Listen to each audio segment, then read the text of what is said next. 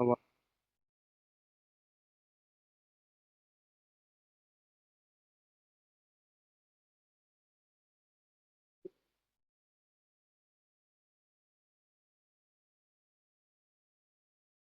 మనం ప్రేమగల మా ప్రియ పరలోకపు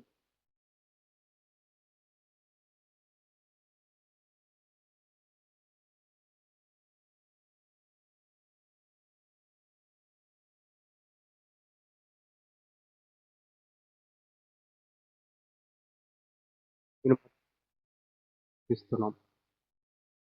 ఇంతవరకు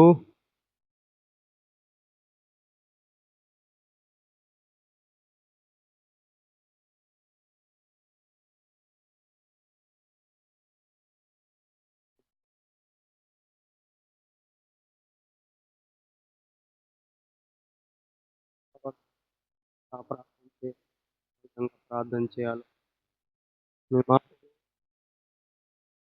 నోటిలో ఉంచి అవసరమైన సంగతులను ఉంచి కృప అనుగ్రహించండి. యేసుక్రీస్తు నామమున పేరట. ఆమేన్.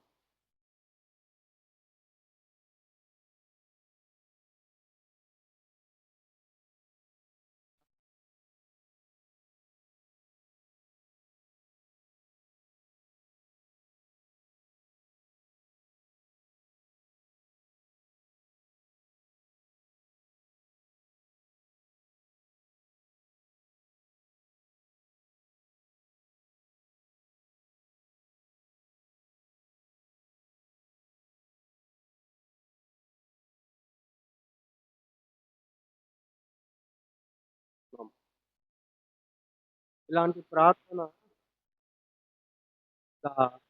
చేసే భక్తి జీవితాలను కొంతవరకు మనం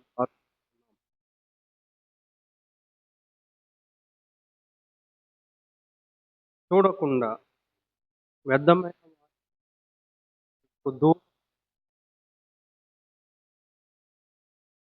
అబద్ధములను నాకు దూరంగా ఉంచమని మనం చూస్తున్నాం. ఈ రాత్రి మరొక కొన్ని సంగతులు మనము ఆలోచన చేద్దాం. చూడండి, ఎనిమిదవ వచనం చూడండి. రెండవ లైన్. సామెతల గ్రంథం 30వ అధ్యాయం 8వ వచనం. రెండవ లైన్ చూడండి. పేదరికమునైనను ఐశ్వర్యమునైనను నాకు దయచేయకుము, తగినంత ఆహారము నాకు అనుగ్రహింపుము. ఎక్కువైనడలా నేను కడుపు నిండిన వాడినై నిన్ను విసర్జించి యెహోవా ఎవడని అందునేమో, లేక బీదనై దొంగిలి నా దేవుని నామమును దూషింతునేమో అని ప్రార్థన చేస్తున్నాడు, మనవి చేస్తున్నాడు. నేటి దినాల్లో ఇది మనకు పాఠంగా ఉన్నది. చాలాసార్లు ఇలాంటి ప్రార్థన మన జీవితాల్లో చాలా కరువుగా ఉన్నది. చాలాసార్లు ఇలాంటి ప్రార్థన మన జీవితాల్లో కనబడటం లేదు. భక్తుడు ఎంత ఆత్మతో నింపబడి ప్రార్థన చేస్తున్నాడు. పేదరికాన్ని, ఐశ్వర్యాన్ని నాకు దయచేయొద్దు అంటున్నాడు కదా. తగినంత ఆహారం నాకు చాలు. ఎందుకు పేదరికాన్ని వద్దు అంటున్నాడు, ఎందుకు ఐశ్వర్యాన్ని వద్దు అంటున్నాడు, అక్కడ రీజన్ చెప్తాడు. ఒకవేళ ఎక్కువైతే కడుపు నిండిన వాడినై యెహోవా ఎవడు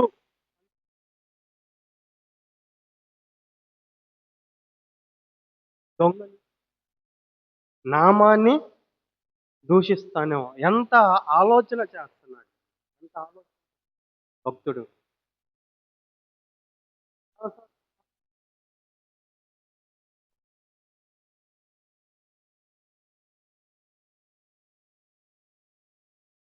అది అడుగుతా ఉంటాం.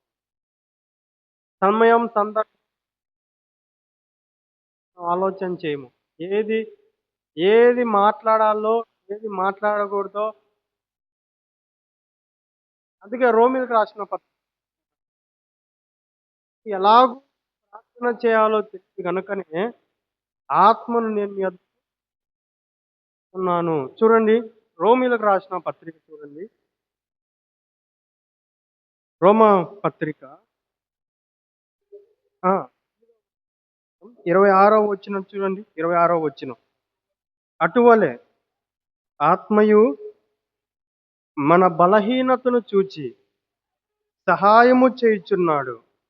ఎలయనగా మనము యుక్తముగా ఎలాగూ ప్రార్థన చేయవలనో మనకు తెలియదు కానీ ఉచ్చరింప శక్యము కాని మూలుగులతో ఆత్మ తానే మన పక్షముగా విజ్ఞాపనము ఎలా ప్రార్థన చేయాలో మనకు తెలీదు. అందుకే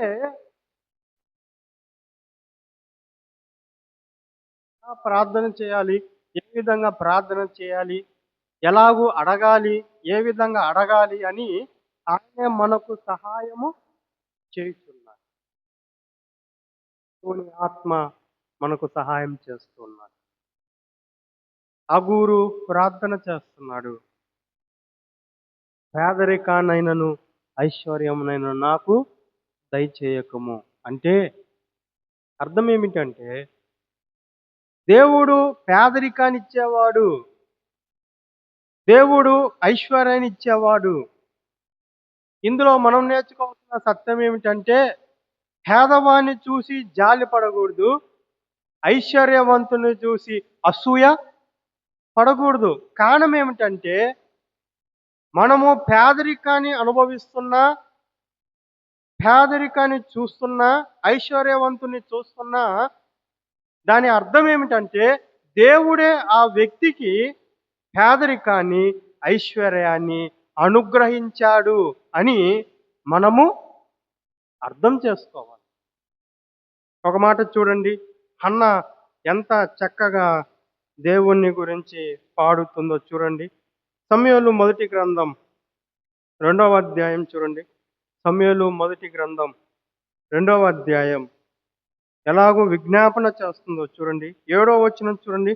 సమూయేలు మొదటి గ్రంథం 2వ అధ్యాయం 7వ వచనం. యెహోవా దారిద్ర్యమును ఐశ్వర్యమును కలుగ చేయువాడు. చాలు. దేవుడు ఐశ్వర్యాన్ని ఇచ్చేవాడు ఆయనే, దారిద్ర్యాన్ని ఇచ్చేవాడు ఆయనే, పేదరికాన్ని ఇచ్చేవాడు ఆయనే, ధనవంతుని చేయువాడు కూడా ఆయనే. ధనవంతుని చూసి దేవుడు ఇతన్ని దీవించాడు, దేవుడు ఇతన్ని దర్శించాడు, దేవుడు అతన్ని బాగుపరిచాడు, దేవుడు తన అభివృద్ధి చేశాడు మనం అనుకోవడానికి వీలు లేదు. పేదవాణ్ణి చూసి దేవుడు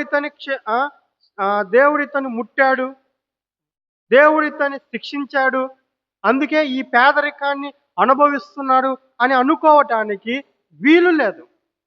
ఆగూరు ఎంత చక్కగా ప్రార్థన చేస్తున్నాడు. అందుకే ప్రార్థన చేసేటప్పుడు మన దేవుడు ఎలాంటి వాడో, మన దేవుడు ఎంత గొప్పవాడో మనం ఎరిగి ప్రార్థన చేయాలి. ధనవంతునిగా చేసేవాడు ఆయనే, పేదరికాన్ని ఇచ్చేవాడు కూడా ఆయనే. లూకాసు వార్తలో మనకు బాగా తెలుసు, లాజరు ఎలాంటి వాడు? దీన దరిద్రుడు. ధనవంతుడు ఎలాంటి వాడు? పేరులోనే ఉన్నది, బహుధనవంతుడు. దేవుడే లాజరుకు పేదరికాన్ని ఇచ్చాడు, దేవుడే ఆ ధనవంతునికి ఐశ్వర్యాన్ని ఇచ్చేవాడు. ప్రియమైన వాళ్ళారా, ఈ రాత్రి ఆగూరు చేస్తున్న ప్రార్థన, పేదరికాన్ని ఇచ్చేవాడు ఆయనే, ఐశ్వర్యాన్ని ఇచ్చేవాడు ఆయనే. అందుకే మనం చూస్తున్నాం ఆగూరు చేస్తున్నాడు, అవి రెండు నాకు వద్దు ప్రభువా అంటూ ఉన్నాడు. మరికొన్ని మాటలు చూడండి, మనకు బాగా తెలిసినదే. యోబు గ్రంథం మొదటి అధ్యాయం చూడండి. యోబు గ్రంథం మొదటి అధ్యాయం 21వ వచనం చూడండి. 21వ వచనం. నేను నా తల్లి గర్భంలో నుండి దిగంబరినై వచ్చి తిని, దిగంబరినై అక్కడికి తిరిగి వెళ్ళేదను. యెహోవా ఇచ్చెను, యెహోవా తీసుకొని పోయాను. యోబుకు 7,000 గొర్రెలు, 3,000 ఒంటెలు, 500 జతల ఎడ్డులు, 500 ఆడ గాడిదలు, బహు పనివారు, ఆస్తి అన్నీ ఎవరిచ్చారు? దేవుడే ఇచ్చాడు. అంతటి ఐశ్వర్యాన్ని, అంతటి ఘనతను, అంతటి పేరును, అంతటి ప్రఖ్యాతను దేవుడే ఇచ్చాడు. దేవుడే ఇచ్చాడు. తర్వాత ఆయనే తీసుకొనెను, తీసుకొని పోయెను. 500 గాడిదలు తీసుకున్నాడు, 7,000 గొర్రెలు తీసుకున్నాడు, 500 ఆడగాడిదలు తీసుకున్నాడు, పిల్లలను తీసుకున్నాడు. ఆయన తీసుకున్నాడు. పేదరికాన్ని ఇచ్చిన వాడు కూడా ఆయనే.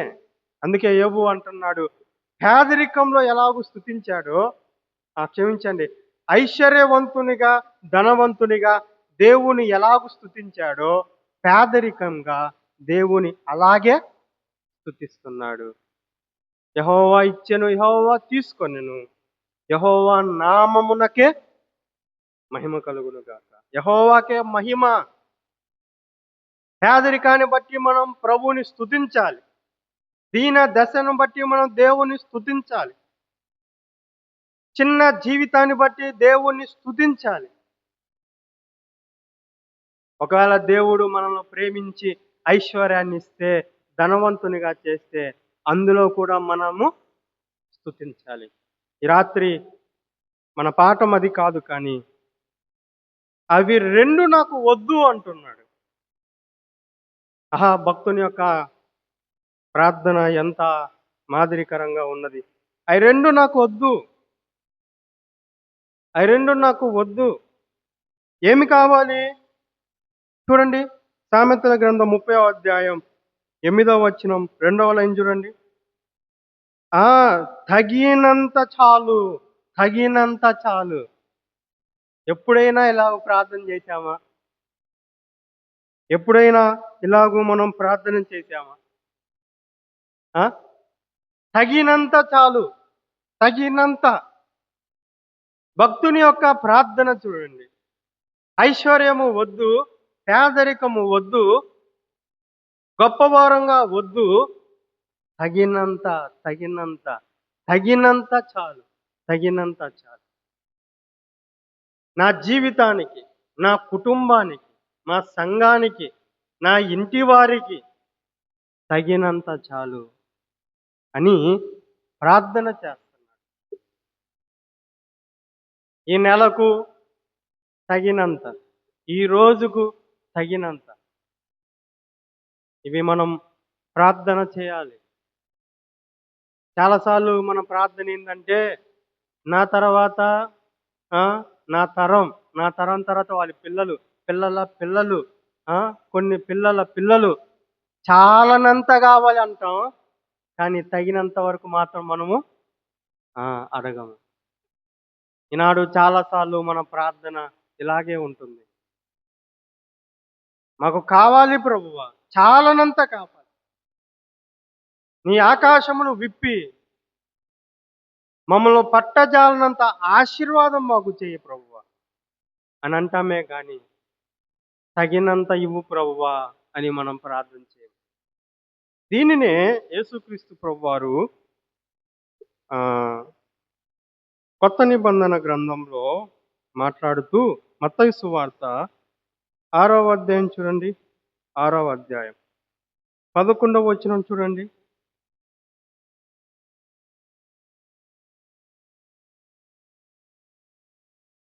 తగినంత అన్నదానికి యేసు ప్రభువారు చెప్తూ, మత్తయి సువార్త 6వ అధ్యాయం 11వ వచనం చూడండి. మా అనుదిన ఆహారము మాకు దయచేయము. తగినంత ఆహారం అంటే అనుదిన ఆహారం. ఏ దినానికి అంత చాలు. దీన్నే వైద్యుడైన లూకా ఏమంటున్నాడు చూడండి.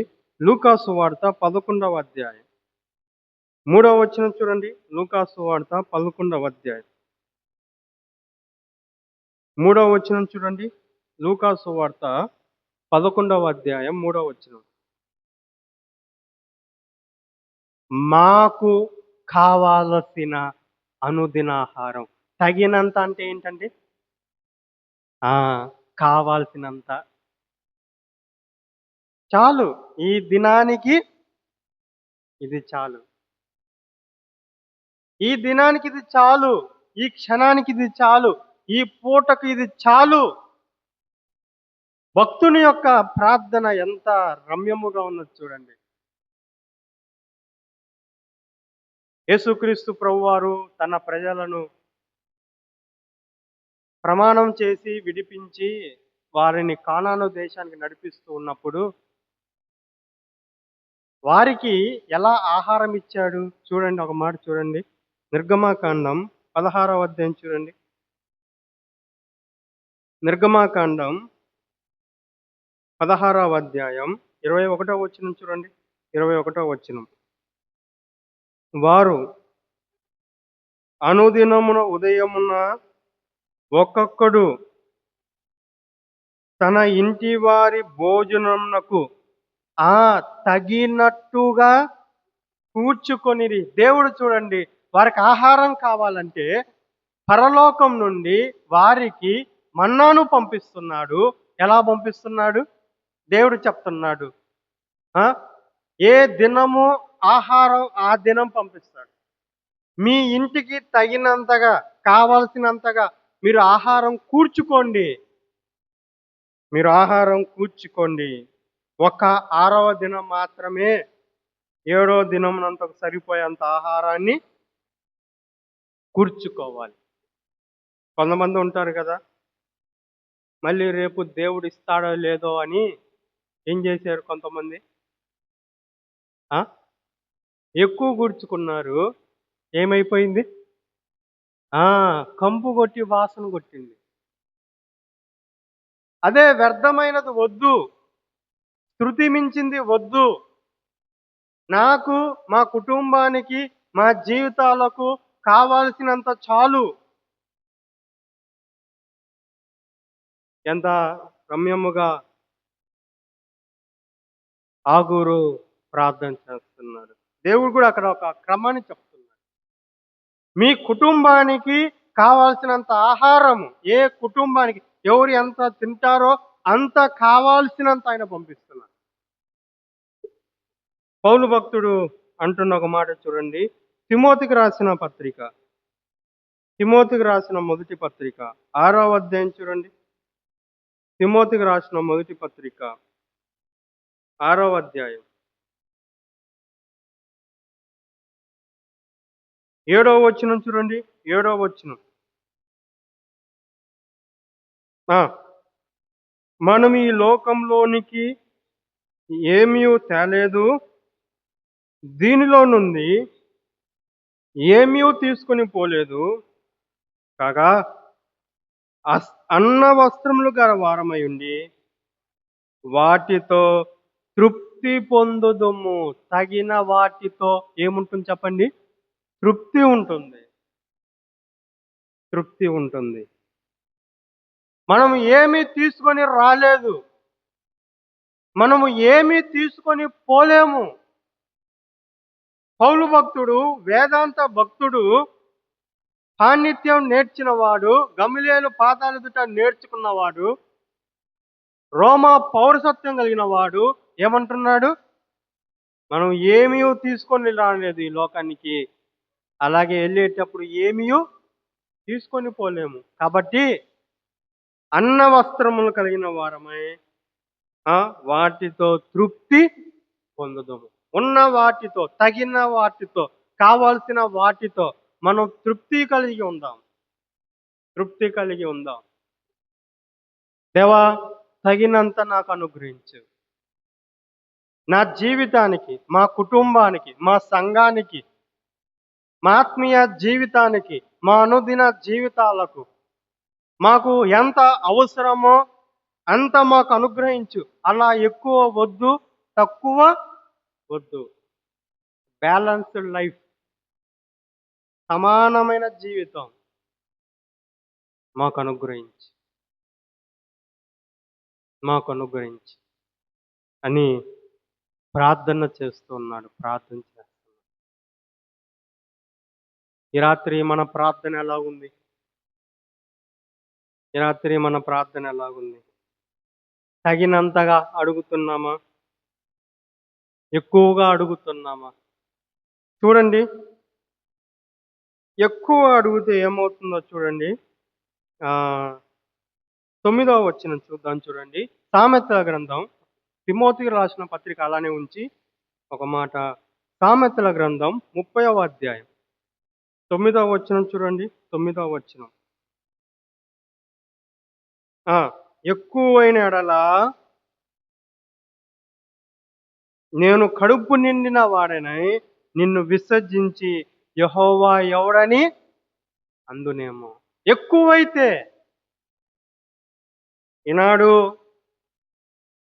ధనవంతులు కావాలి, ఐశ్వర్యవంతులు కావాలి, గొప్పవారు కావాలి అని ప్రపంచం వెంబలాడుతుంది. విశ్వాసులు వెంటబడుతున్నారు. తగినంతకు సరిపోయేంతగా జీవితాన్ని కలిగి ఉండటం లేదు. ఉన్నదానితో తృప్తి పొందటం లేదు. ప్రారంభంలోనే మనం ఆలోచన చేశాం.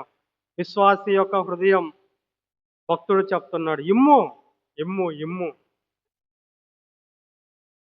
కానీ తగినంత వాటితో చాలు ప్రభువా, నాకు చాలు, ఇది చాలు, ఈ రోజుకి ఇది చాలు, ఈ జీవితానికి ఇది చాలు, ఈరోజు మా కుటుంబానికి ఇది చాలు అనే తృప్తి మన జీవితాల్లో ఉండకపోతుంది.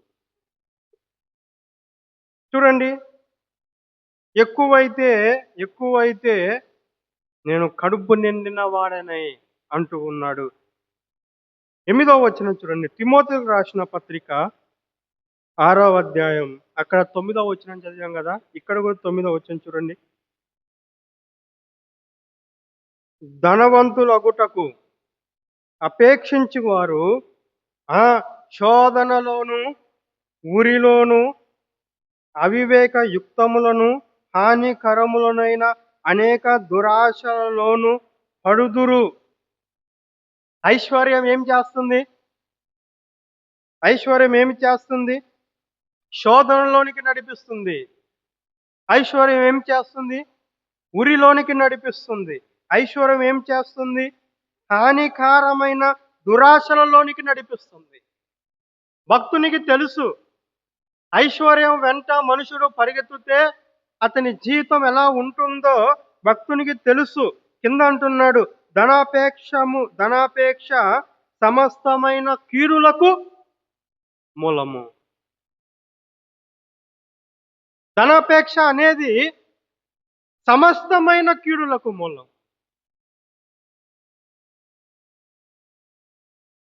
కింద చదవండి. విశ్వాసులకు అది చాలా అవసరం. చదవండి. 10వ వచనం. సమస్తమైన కీడులకు మూలము కొందరు దానిని ఆశించి,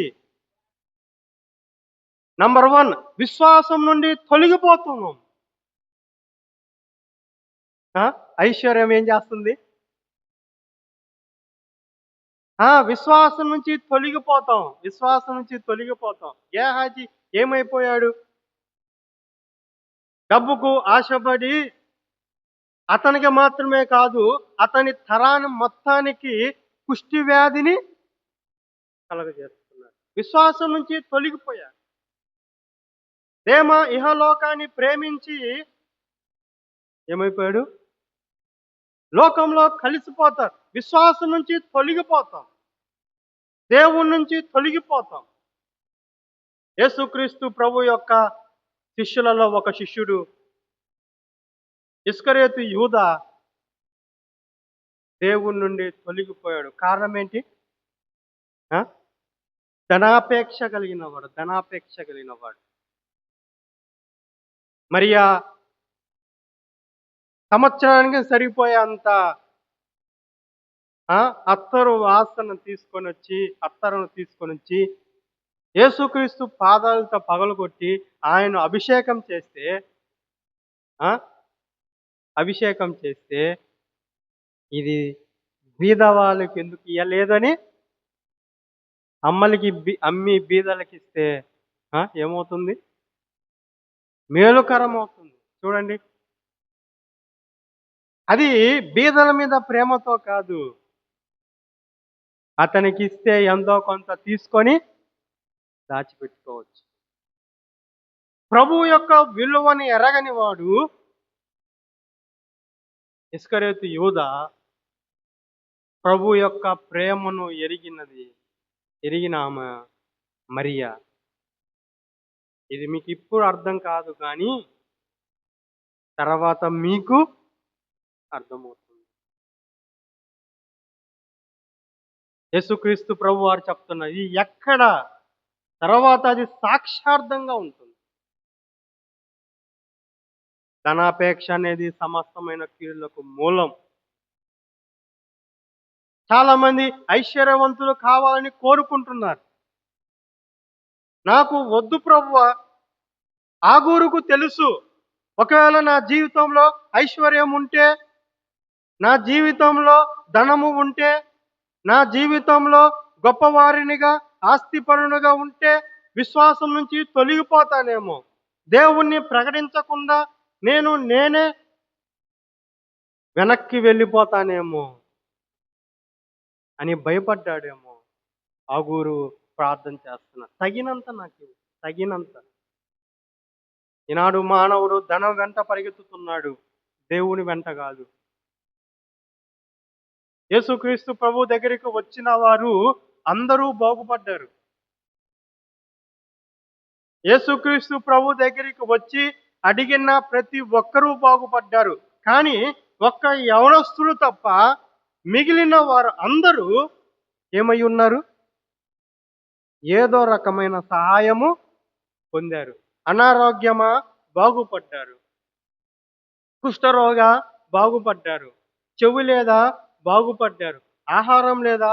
ఆహారాన్ని ఇచ్చాడు. కానీ ఒక ముసలివాడు వచ్చాడు, ఒక యవనస్తుడు వచ్చాడు. నేను నిన్ను వెంబడించాలంటే, పరలోక రాజ్యం చేరాలంటే ఏమి చేయాలంటే, నీవు నీకు కలిగినవన్నీ అమ్మి నన్ను వెంబడించంటే అతను ఏం చేశాడు? వ్యసనపడి. కారణం ఏంటి? అతడు ధనవంతుడు. ఆ యవనస్తుడు ధనవంతుడు. ధనము మనల్ని పరలోకంలో చేర్చలేదు. అందుకే ఆగూరు ప్రార్థన చేస్తున్నాడు.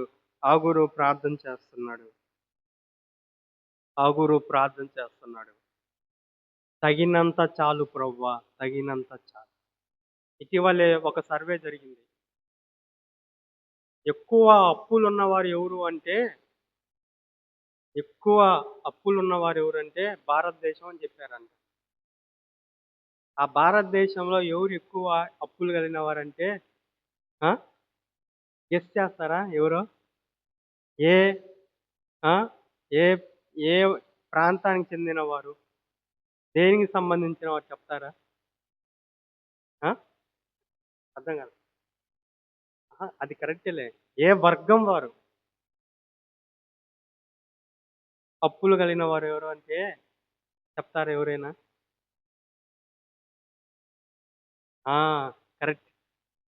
షాకింగ్ సర్వే ఏంటంటే క్రైస్తవులు ఎవరంటే విశ్వాసులంట.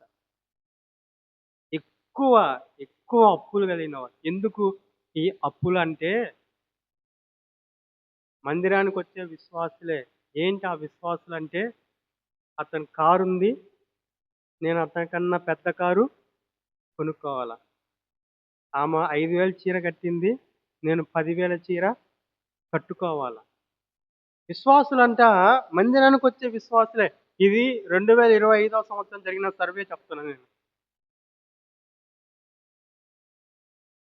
ఎక్కువ అప్పులు ఉన్న వారెవరంటే విశ్వాసులే.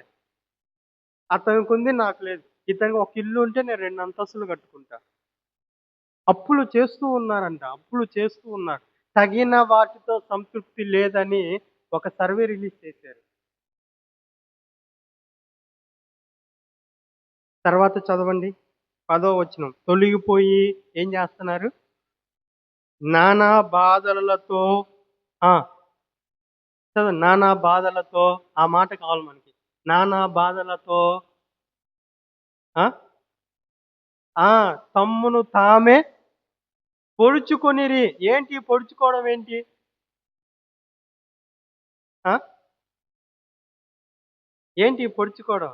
మనకు తెలుసు. తమ్మును తామే పొడుచుకోవడం అంటే ఏంటి? ఆత్మహత్యలు చేసుకోవడం. ఆ! ఏం చేస్తారు? అప్పులెక్కువైపోయాయి. కట్టలేనంత వడ్డీ. ఇంట్లో తట్టుకోలేక, పిల్లలను తట్టుకోలేక, భార్యను తట్టుకోలేక, భర్తను తట్టుకోలేక, ఈ విశ్వాసులను వారిని, వీరిని చూస్తున్న వారిని పక్కనోళ్ళని తట్టుకోలేక ఏం చేస్తున్నారు? తమ్మును తామే పొడుచుకుంటున్నారు. తమ్మును తామే. ఆ గురువు తెలుసు. వద్దు ప్రభువా! నాకు ఐశ్వర్యం వద్దు. నాకు ఐశ్వర్యం వద్దు. నాకు తగినంత చాలు. నాకు తగినంత చాలు. వద్దు. ఆ స్థితి నాకొద్దు. విశ్వాసం నుంచి తొలగిపోవడం, ఆ! శోధన అనుభవించడం, ఉరి అయిన జీవితం, హానికరమైనవి, దురాశలు, విశ్వాసం నుంచి తొలగిపోవడం, లాస్ట్‌కి తమ్మును మాకు మేముగా పొడుచుకోవడం అనేది మాకు వద్దు. నాకు తగినంత చాలు. నా కుటుంబానికి పిడిసన్నం చాలు. నా వారికి ఇన్ని కొంచెం చాలు. దేవుని యొక్క ఆలోచన కూడా మనం ఆలోచన చేస్తే, నోవాహును ఓడలోకి పంపించడానికి దేవుడు ఏం చెప్పాడు చెప్పండి? ఆ! అసలు ఉన్నవన్నీ పంపించుకోవచ్చు. కానీ దేవుడు ఏం చెప్పాడు? 2, 2, 2, 2 జతలు. చూసారా? చాలది. అది వారికి ఎంత? అది చాలు. ఏలియాను పోషించడానికి, ఏలియాను పోషించడానికి ఆయన ఏదైనా ఒక ధనవంతుని ఇల్లు చూపించొచ్చు. కానీ ఎక్కడికి పంపించాడు? పేదది. పేద ఇల్లు. పేద కుటుంబం. పేద విధవరాలి ఇల్లు. పేద కుటుంబం.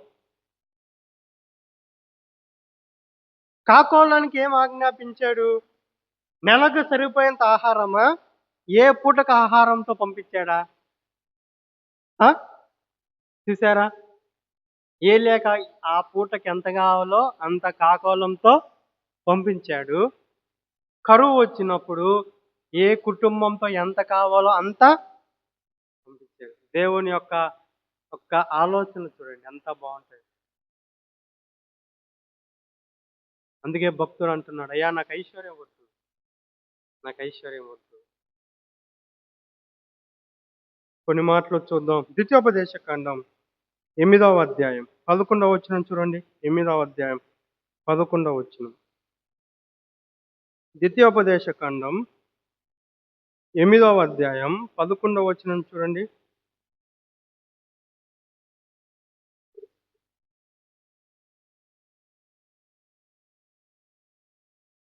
మీరు ఆ!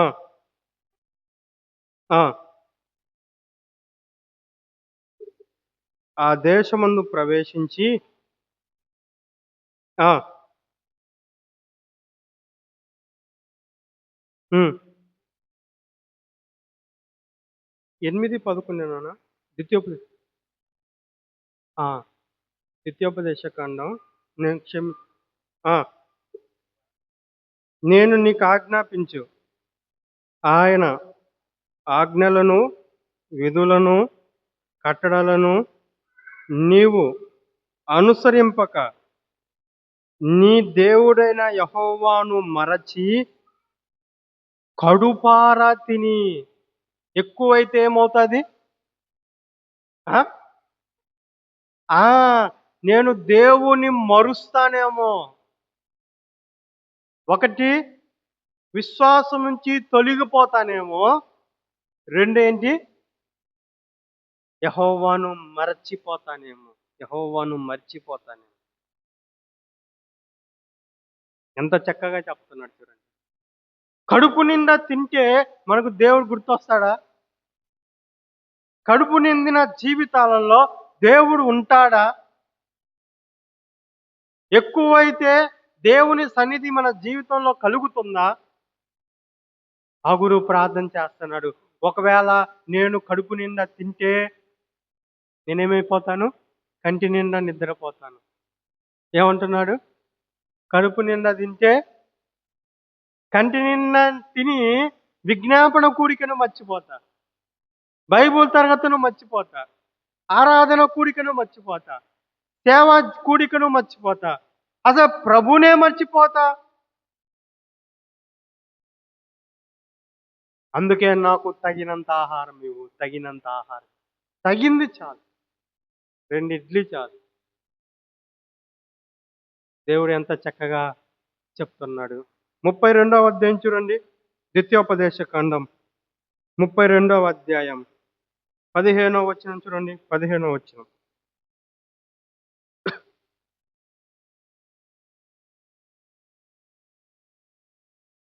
ఆ, ఆ. కొవ్విన వాడై కాలు జాడించెను. ఆ, ఆ, ఏమంటున్నాడు? మాందునవుతాను. ఏమవుతాను? అన్నం ఎక్కువైతే ఆ, ఆ, ఆ మాట వద్దులేండి. కింద ఏమవుతాను నేను? మాందుడవుతాను, మత్తునవుతాను. కొంతమంది తిని ఎలా ఉంటారు చెప్పండి? మత్తుగా ఉంటారు. ఎలా ఉంటారు? ఆ, ఆదివారం వస్తే చాలు బాగా శుభ్రంగా తెచ్చుకొని బిర్యానీ గిర్యానీ అన్నీ చేసుకొని తిని సాయంత్రం సేవకు కూడికి రమ్మంటే బ్రదర్ వస్తారంటే అంటే ఏమంటారు వాళ్ళు? మత్తులు అవుతారు. అది కాదు కానీ పాయింట్ కింద చదవండి. వాడు తన్ను పుట్టించిన దేవుణ్ణి విడిచెను. ఏమి చేస్తాడు? కడుపు నిండితే ఆ? కడుపు నిండితే ఏం చేస్తాడు? ఆ దేవుని విడుస్తాడు, తొలగిపోతాడు, మరుస్తాడు. ఏమవుతాడు? విడుస్తాడు. విడిచెను, విడిచెను. విడిచిపెడతాం దేవుణ్ణి. దేవుణ్ణి దేవుణ్ణి విడిచిపెడతాం. ఆయన సన్నిధిని విడిచిపెడతాం. సామెతల గ్రంథం చూడండి, 30వ అధ్యాయం. సామెతల గ్రంథం 30వ అధ్యాయం 9వ వచనం చూడండి. 9వ వచనం. ఎక్కువైనడల నేను కడుపు నిండిన వాడనై నిన్ను విసర్జిస్తా. ఏం చేస్తా? విసర్జిస్తా. కింద చదవండి, ఇది ప్రాముఖ్యమైనది. దాని కింద లైన్ చదవండి. యెహోవా ఎవడు? ఇది ఆఖరికి. ఇంకా కడుపు నిండిన వారు ఏం చేస్తారు? ఏం చేస్తారు? అసలు యెహోవా ఎవడు? నేను సంపాదించా, నేను కష్టపడ్డా, నా జీవితం, నా సంపాదన, నా జ్ఞానము, నా తెలివి, నా ఆలోచనలు, నా కష్టార్జితము అన్ని నాదైతే యెహోవా ఎవరు? నేను కష్టపడి చెమట కార్చి రక్తం చిందించి ఇంతటి ఆస్తికర్తనైతే దేవుడిచ్చావంటావేంటి? ఇంకా చివరిగా ఏమంటారు కడుపు నిండిన వాళ్ళు? యెహోవా ఎవడు అందునేమో. చూడండి, భక్తుని యొక్క ప్రార్థనలో ఎన్ని లోతైన సత్యాలు ఉన్నాయి చూడండి.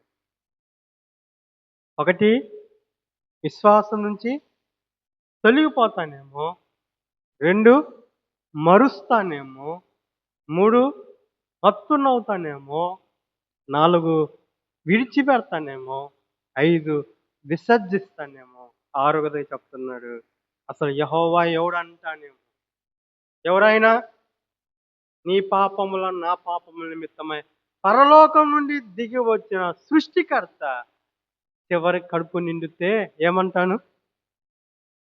దూషిస్తానేమో అనలేదా ఇశ్రాయేలు ప్రజలు? ఒక దూడను చేసుకొని, ఓ ఈ ఇశ్రాయేలు, ఐగుప్తు నుంచి రక్షించిన దేవుడు ఇదే. దేవుణ్ణి మరిచిపోయారు, దేవుణ్ణి విసర్జించారు. భక్తునికి తెలుసు. అందుకే వద్దు ప్రభువా, వద్దు దేవా, నా మనవి ఇదే, నాకు తగినంత ఆహారము నాకు తగినంత చాలు, తగినంత చాలు. చివరిగా ఒక మాట చెప్పి ముగిస్తాను. ఒకవేళ బీదవానైతే నేను నా దేవుని నామాన్ని దూషిస్తానేమో. దొంగిలి అంటున్నాడు. నేను బీదవానైతే దొంగతనం చేస్తానేమో, మోసం చేస్తానేమో, అబద్ధాలు చెప్తానేమో,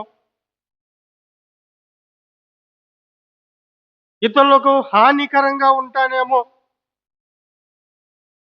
నాకొద్దయ్యా, నాకు తగినంత నాకు చాలు ప్రభువా అని ప్రార్థన చేస్తున్నాడు. అట్టి అనుభవాలతో మనం కూడా ప్రార్థన చేసి, మనం ఈ లోకంలో ఉండగానే ఆ ప్రార్థనలో మనం చేసినవి పొందుటకు పరిశుద్ధాత్మ దేవుడు మనకు సహాయం చేయను.